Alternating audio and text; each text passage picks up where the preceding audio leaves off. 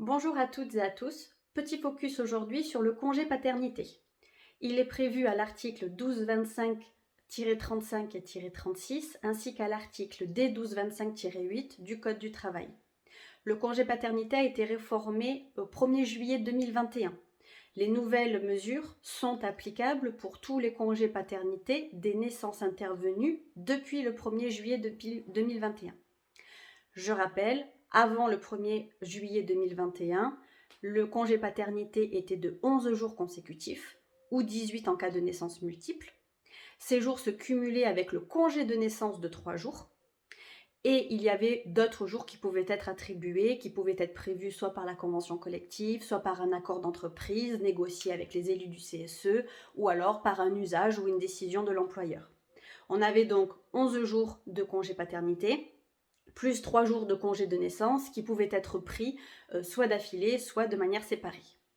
Le congé paternité de 11 jours donc, devait se prendre dans les 4 mois suivant la naissance, et pendant ce temps-là, le contrat de travail était suspendu, ce qui veut dire que le salaire de l'employé n'était pas maintenu, mais par contre, il percevait les IJSS qui étaient calculés sur la même base que les IJSS d'un congé maternité. Depuis le 1er juillet 2021, le droit au congé paternité est désormais de 25 jours calendaires, ou alors 32 en cas de naissance multiple. On a 4 jours qui doivent être pris obligatoirement de manière consécutive aux jours qui sont pris au titre du congé de naissance. Et ensuite, on a 21 jours ou 28 jours en cas de naissance multiple qui peuvent être fractionnés, mais s'ils sont fractionnés, on doit prendre au minimum 5 jours d'affilée.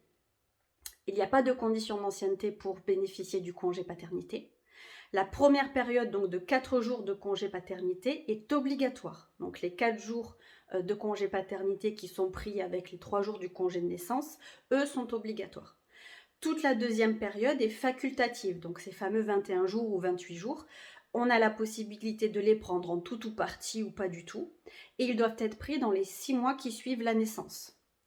Pendant le congé de naissance, donc les 3 jours, le salaire est maintenu. Par contre, pendant le congé paternité, c'est comme avant, le salaire n'est pas maintenu, mais l'employé perçoit les IJSS de la sécurité sociale sur la même base que les IJSS pour congé de maternité.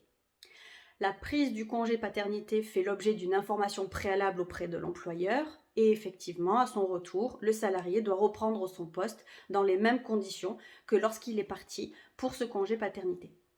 Pour toute question complémentaire, n'hésitez pas à nous consulter.